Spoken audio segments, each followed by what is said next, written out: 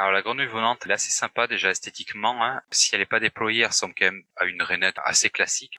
Par contre, dès qu'elle commence à déployer ses membranes à l'interpatte, c'est vraiment très déroutant. Ça lui sert pas comme la plupart à nager, mais elle s'en sert bel et bien pour planer, non pas pour voler. Elle va se diriger un petit peu, mais elle va vraiment planer. Alors on n'est pas vraiment sur un mode de locomotion à proprement parler, c'est plus un mode de fuite en fait, hein, comme le serpent volant. Il va pas l'utiliser pour se déplacer, mais pour se sortir d'un danger, très souvent. Rémi Falqui est un amoureux des reptiles et des amphibiens. Il vit près de Toulouse. C'est le 4e et dernier épisode de notre grande saga dédiée aux anours, c'est-à-dire aux grenouilles et aux crapauds. Nous continuons à vous présenter les grenouilles et les crapauds les plus notoires, les plus beaux et les plus étonnants du monde. Voyage au royaume des anours, crapauds, grenouilles et rainettes. Chapitre final. C'est parti. Salut Rémi. Salut Marc, comment tu vas? Je vais bien, tu es en train de battre tous les records. On en arrive à 8 épisodes avec toi en comptant les serpents, 4 épisodes sur les grenouilles et 4 épisodes sur les serpents précédemment. Record à battre avec le même mec. Donc bravo, je sais pas, il faudra que je change un petit cadeau pour quand je viendrai te voir.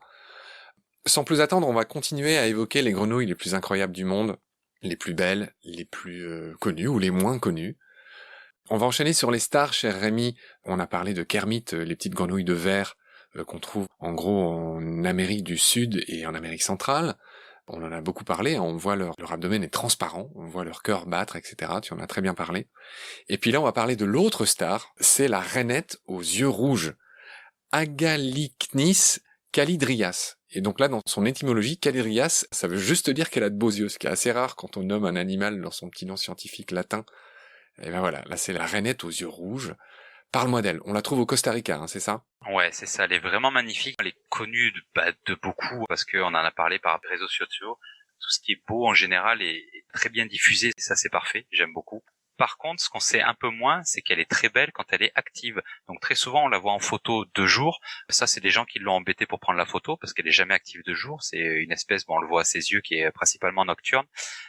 La journée, si on sait pas qu'elle est là, on la voit pas parce qu'en fait elle est plate, elle a les yeux fermés. Donc déjà pour voir ses yeux rouges fluo, c'est très compliqué. Et en fait elle a les plates qui sont repliées le long du corps.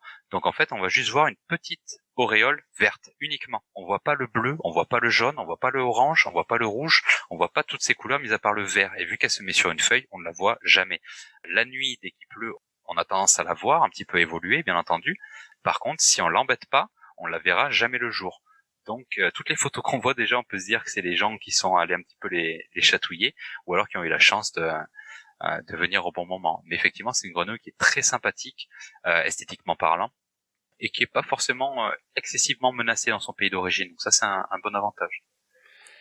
Alors c'est drôle parce que en faisant quelques recherches sur la rainette aux yeux rouges, déjà sans le vouloir, je suis tombé sur son prix. Alors c'était terrible parce que j'ai vu des animaux où il y avait écrit produit numéro X, produit numéro Y, et j'ai vu que cette grenouille en France, on peut la trouver pour 80 €. Ah, ça coûte rien, oui. J'avais rien demandé et j'ai découvert que je pouvais acheter ce que je ne ferai jamais. Elles appartiennent à la famille des Philomédusidae. Donc il y a une idée de plante là-dedans, méduse aussi, ça me paraît intéressant comme étymologie. Et puis il y a un autre truc que j'ai découvert sur elles que je tiens à dire, c'est leur plasticité phénotypique. Est-ce que tu en as entendu parler? Comme la plupart des rainettes. J'ai lu à propos de cette grenouille, donc la rainette aux yeux rouges, qu'en plus de sa beauté, du fait que ce soit la grenouille emblématique du Costa Rica, etc., qui est le grand pays des grenouilles arboricoles, des dendrobates et des philobates, j'ai lu que dans le cas de la rainette aux yeux rouges, ses œufs pouvaient éclore en avance si les circonstances l'exigent. Par exemple, s'il y a un serpent qui s'attaque aux œufs, il va y avoir une espèce de réaction chimique qui se fait et que le reste des œufs qui sont pas mangés vont éclore et qui vont tomber dans l'eau. Ils peuvent être pondus sur des feuilles, je crois, et du coup, quand ça éclot, bim, ça tombe direct dans l'eau. Tu me confirmes? Je savais pas que ça s'appelait comme ça. J'avais l'information, c'est pas la seule, il y en a quand même beaucoup qui font ça, mais je savais pas que ça s'appelait comme ça. Ok, on va enchaîner sur la fameuse grenouille fouisseuse. Il existe des grenouilles qui passent l'intégralité de leur vie sous terre. Je l'ai appris en préparant l'émission, elles sont assez horribles, elles sont obèses, elles sont couleur vert de terre. Je veux bien que tu nous en dises un mot, on les trouve en Inde. Effectivement, après, il y en a pas mal qui ont le même mode de vie, de rester à 100% terricoles, mais les fouisseuses sont vraiment typiques d'Inde parce qu'il leur faut un substrat meuble pour pouvoir se déplacer. On a le même principe aussi en Afrique, où on a des animaux qui restent déjà 8 à 10 mois enterrés sous le sable, et les Africains ils ont tendance à savoir où creuser pour pouvoir après récupérer l'eau de ces animaux-là, dès qu'ils sont dans des périodes un petit peu sèches. Mais effectivement, il y a quand même pas mal d'anours qui sont sous la terre, donc on ne les voit quasiment jamais et dont on ignore très souvent l'existence ou même la présence. On va enchaîner, cher Rémi, avec la grenouille tortue Myobatrachus goldii, qui ressemble comme 2 gouttes d'eau à une tortue, c'est absolument incroyable. Effectivement, on en parlait tout à l'heure, ça fait partie des espèces qui sont vraiment essentiellement terricoles, donc sous terre, hein, ni plus ni moins, et donc elles ont un aspect assez atypique. Elles ont pas besoin de plaire, elles, pour le coup. Elles ont vraiment, elles sont très vulnérables. On le voit, elles sont vraiment très très souples, très vulnérables. Et c'est d'ailleurs pour ça qu'elles sortent jamais, hein. J'aimerais que tu me parles de la grenouille Pac-Man, Ceratophrys cornuta, donc c'est la grenouille cornue, et celle-là on la trouve en Argentine et au Brésil. C'est ça. Ce qui est bien avec la cornuta, c'est qu'elle a des petites excroissances au niveau des yeux, donc les petites cornes justement. Mais la Pac-Man, d'une manière générale, elle est très appréciable parce qu'elle est très facile à trouver et surtout elle a un air vraiment très très atypique. Elle porte bien son nom de grenouille Pac-Man. Elle a vraiment donc une grande gueule. L'entièreté de son corps n'est qu'une bouche. On a vraiment l'impression que c'est une boule avec une bouche. D'où son nom, la Pac-Man. C'est très sympa et ça fait partie des grenouilles qui ressemblent étrangement à des crapauds parce que la peau est très verruqueuse tout de même. Ouais, elles sont assez jolies, elles ont pas mal de couleurs, et c'est donc une grenouille qui a hérité de ce surnom parce qu'elle est extrêmement gloutonne. C'est ça. Après, le polymorphisme qu'on peut avoir sur ces animaux-là, il est essentiellement dû à la captivité. En captivité, on sait, on a beaucoup de mutations génétiques. Dès qu'on les voit dans la nature, elles sont uniquement vertes avec quelques taches marron. Mais celles que tu as dû voir, je pense, sur Internet, le polymorphisme que tu as, c'est de la mutation génétique. Le polymorphisme, c'est la diversité des couleurs, pour le dire simplement. Oui, c'est ça. D'accord. On va enchaîner sur une autre grenouille célèbre dont le nom est absolument magnifique. C'est un nom qui vient de l'onomatopée, du bruit qu'elles font. Lithobates catesbeianus. Est-ce que ça te dit quelque chose? C'est quoi le nom commun de cette grenouille? Toi, tu l'as appelé tout à l'heure le wawaron. En général, c'est appelé comme ça chez les Américains, ouais. En effet, c'est un nom amérindien, le wawaron. Alors pareil, hein, c'est la grande famille des ranidés.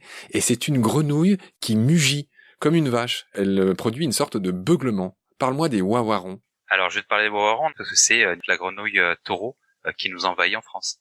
C'est elle. C'est la grenouille taureau qui a été introduite il y a quand même quelques années de ça dans la région de Bordeaux et qui fait partie des petits désastres écologiques qu'on va avoir dans pas longtemps et qui commencent déjà à se produire parce que malheureusement elle partage sa niche avec nos grenouilles françaises et elle est bien au-delà en termes de croissance, elle est bien au-delà en termes d'efficacité, en termes de prédation, donc elle va les dominer malheureusement. J'ai vu un tétard de wawaron. Et ce tétard, il était long comme la main. Le tétard, il faisait 10 centimètres de long. Ouais. Et on n'est pas sur les têtards néoténiques, hein, donc c'est vraiment les têtards de l'année. Parce qu'on peut avoir ce même genre de tétard en termes de taille avec nos grenouilles d'ici, si jamais elles sont restées 1 ou 2 ans de plus dans l'eau, donc en néoténie. Mais là, on est vraiment sur les animaux de taille normale, quoi. Donc c'est vraiment impressionnant, quoi, à voir. Alors tu as prononcé un gros mot. La néoténie, c'est de conserver des caractéristiques larvaires à l'état adulte. L'exemple type, c'est l'axolotl, l'espèce de grosse salamandre blanchâtre qu'on trouve au Mexique. Ok, donc il y en a une autre que je vois partout, c'est la Philomédusa sauvagi, qui a une drôle de tête, une grosse tête verte, elle a un peu des bourrelets bizarres. Est-ce que tu la connais celle-là? Alors oui, celle-là, c'est vrai que c'est une grenouille qu'on voit assez souvent, qui ressemble énormément à la rainette de White. On est sur une grosse rainette verte avec énormément de bourrelets, donc tendance à obésité. Elle est très régulièrement sur mon mur d'actualité aussi. Ok, on va enchaîner sur un autre crapaud. Il n'y en a pas eu assez à mon goût sur les crapauds. J'aimerais que tu me parles du crapaud buffle africain Pixycephalus adspersus. Alors lui, c'est pas un crapaud, c'est une grenouille, contrairement à ce qu'on peut croire, contrairement à son nom, parce qu'il a vraiment l'aspect du crapaud, cet aspect verruqueux, c'est d'ailleurs pour ça qu'ils leur ont donné ce nom, mais c'est bien une grenouille, elle est très particulière. Déjà par rapport à ses vocalises, le mâle va faire un bruit énorme, on en a parlé dans un épisode précédent, il a des excroissances de son os dans la mâchoire inférieure qui ressortent énormément, qui lui donnent l'impression d'avoir 2 énormes dents qui sortent d'en dessous et qui pour le coup sont très problématiques dès qu'on essaye de l'attraper ou dès que lui il essaye de nous attraper. Donc c'est très bien pour ses proies, elles peuvent pas s'échapper et ça lui sert aussi en période de reproduction pour évincer les autres mâles. C'est un animal assez virulent en période de reproduction et qui prend aussi beaucoup soin de sa progéniture. Il forme des petites mares et même il arrive, si la mare où il a pondu ses œufs, il y a des vidéos super comme ça sur internet, dès qu'il a pondu une mare et que vu qu'il est en Afrique, ça sèche très rapidement, des fois ça va s'assécher en quelques heures, il peut faire des petits canaux pour rejoindre à une autre petite mare à côté. Et il va même balayer avec ses pattes les têtards vers la deuxième petite mare. Très très sympathique. Il faut savoir aussi qu'il s'enterre pendant 6 à 8 mois de l'année. Donc il va se mettre sous le sable parce qu'il est en période sèche. Et du coup on le voit pas pendant 6 à 8 mois. Il va donc faire une grosse estivation. Au même principe que l'hibernation, sauf que là c'est pour se faire attention au niveau de la chaleur plutôt. Ok, t'as été très complet sur notre ami la grenouille buffle ou crapaud buffle, je sais plus comment il faut dire. S'il te plaît, je te supplie de me dire un mot sur la grenouille volante, on en a parlé, elle est incroyable cette grenouille. Alors la grenouille volante, elle est assez sympa déjà esthétiquement. Hein. Si elle n'est pas déployée, elle ressemble quand même à une rainette assez classique. Par contre, dès qu'elle commence à déployer ses membranes à l'interpatte, c'est vraiment très déroutant. Ça lui sert pas comme la plupart à nager, mais elle s'en sert bel et bien pour planer, non pas pour voler. Elle va se diriger un petit peu, mais elle va vraiment planer. Alors on n'est pas vraiment sur un mode de locomotion à proprement parler, c'est plus un mode de fuite en fait, hein, comme le serpent volant. On va pas l'utiliser pour se déplacer, mais pour se sortir d'un danger, très souvent. D'accord, et la grenouille volante, c'est pareil, hein, c'est en Asie qu'on la trouve, j'imagine Bornéo, Indonésie, trucs comme ça. Oui, c'est sud-est asiatique, il me semble, celle-là. Ouais. Ok, je voudrais que tu me dises un mot sur Breviceps fuscus, une grenouille qui est assez mimi, qui a l'air vraiment de faire la gueule, un peu comme ce chat célèbre dont j'ai oublié le nom. Elle a toujours l'air de faire la gueule, elle s'appelle la grenouille noire. Ouais, c'est ça. Bah, au même titre que celle qu'on a vue précédemment, c'est une grenouille qui est à 100% terricole, on la voit quasiment jamais, elle est toujours sous terre. Et effectivement, elle a, à l'inverse de la grenouille rieuse française, donc on va parler un peu plus tard, elle a vraiment l'impression de faire tout le temps la tête, cet aspect, et même l'aspect général de l'animal, il est pas très avenant quand même. On est sur un animal qui ressemble comme un vieil avocat en fait, hein, un gros avocat un petit peu flétri, et effectivement, elle fait tout le temps la tronche, quoi. Elle est vraiment pas jolie. Et elle aussi, hein, elle bouffe beaucoup de fourmis, et j'imagine qu'elle doit être assez indigeste, vénéneuse.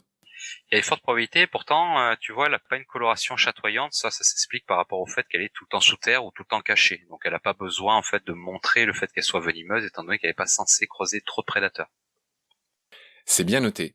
Cher Rémi, un mot sur la grenouille mousse qui est une des stars de la photo, hein, posée sur de la mousse. Eh bien, elle se confond parfaitement avec de la mousse. Teloderma corticale. C'est ça. Bon, t'as à peu près tout dit. En général, celles qui, comme ça, ont tendance à se fondre sur l'environnement qu'elles affectionnent le plus, hein, très souvent, c'est où est-ce qu'on les trouve le plus. Elles ont tendance à pas trop fuir dès qu'il y a un prédateur, mais à faire le mort, en fait, ces animaux qui vont imiter une mortalité, ou alors, ils vont imiter l'endroit où est-ce qu'ils sont. Mais elle, c'est soit effectivement elle est sur de la mousse, imitée par la mousse, soit elle est un petit peu ailleurs et elle va vraiment faire la morte pour faire comme si c'était un bout de mousse qui s'était détaché de son arbre, ni plus ni moins. On a failli oublier la grenouille poilue. Parle-moi de la grenouille poilue. Alors effectivement, ça me semblait important d'en parler en fait parce que déjà bon c'est pas des poils mais elle a cet aspect un petit peu poilu donc déjà ça c'est sa première particularité en fait. Il faut savoir que c'est le mâle qui par une excroissance de peau donne ces espèces de d'aspect vraiment poilu un peu comme le chien commodore. On dirait que c'est un rasta de la grenouille, c'est assez sympa et en fait pour la petite histoire il va garder les œufs et le fait qu'il y ait plus d'échanges au niveau de la peau donc par le biais de ses poils ça va augmenter la capacité qu'il va avoir à capter de l'oxygène, donc pour pouvoir oxygéner sa ponte. Donc ça, c'est super intéressant à savoir. Les poils, ils vont être beaucoup plus abondants en période de reproduction, et ça va l'aider, donc ça va favoriser l'oxygénation pour lui-même et pour ses œufs. Donc ça, c'est assez intéressant. Il a une deuxième particularité, qui est assez méconnue, c'est qu'il a également des griffes. En fait, c'est le seul amphibien qui va avoir des griffes non kératinées. Donc c'est un os qui va sortir de sa peau, de sa patte, et qui va donc faire une griffe, ni plus ni moins. Donc ça, c'est assez intéressant comme particularité. On a toujours tendance à la mettre un peu de côté. Cher Rémi, on arrive à la fin de ce dernier épisode sur les grenouilles et les crapauds. Je te remercie infiniment de tout le temps que tu as déployé pour nous raconter ces grenouilles incroyables. Avec plaisir. Voilà, donc là je sais que tu dois retrouver Tim, ton petit môme, à qui je fais un bisou, et ta femme. Je te souhaite une très belle soirée, je me retire très lestement en faisant un énorme saut de grenouille, et je te dis tout simplement à très vite, à la prochaine, prends soin de toi. Salut Rémi. À très bientôt, salut Marc.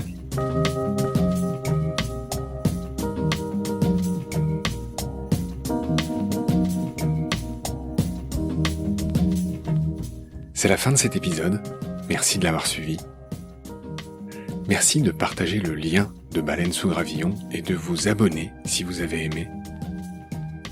Des étoiles et des avis sont la meilleure manière de nous aider. Si à tout hasard vous écoutez l'émission sur Apple Podcast, c'est-à-dire sur iPhone, ces avis anonymes, rédigés en quelques secondes, sont très importants. Au-delà de la gloriole, ils nous permettent en effet d'être plus avantageusement suggérés dans les moteurs de recherche. Nous n'avons qu'une trentaine d'avis pour l'instant, alors que vous êtes des milliers à nous écouter chaque semaine. Je prie humblement les auditorices de prendre ces 20 secondes pour ce petit coup de pouce. Grand merci par avance. Celles et ceux qui le souhaitent peuvent aussi nous aider en faisant un don, même minime, sur le site Tipeee. Je refuse de faire de la pub pour préserver notre indépendance et votre confort d'écoute. Mais ce podcast indépendant est fait sans aucune aide. Il n'est pas monétisable et j'y consacre 200% de mon temps. En attendant de trouver un partenaire auquel je lance un appel, et avant de devoir bientôt arrêter Baleine sous Gravillon faute de financement, je remercie du fond du cœur les abonnés et les futurs partenaires qui peuvent nous aider.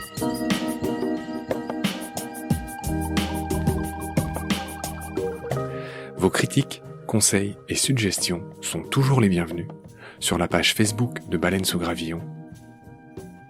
Je remercie aussi tous les photographes animaliers qui viennent chaque semaine en toute simplicité, en toute générosité, partager leurs sublimes photos sur la page de Baleine sous Gravillon. Je remercie enfin mes équipiers pour leur aide précieuse. Sans oublier Félix Labande, l'auteur sud-africain de la chanson du générique. Je vous retrouve très vite pour un nouvel épisode. Et d'ici là, prenez soin de vous et de ce qu'il y a autour de vous. Merci. À bientôt.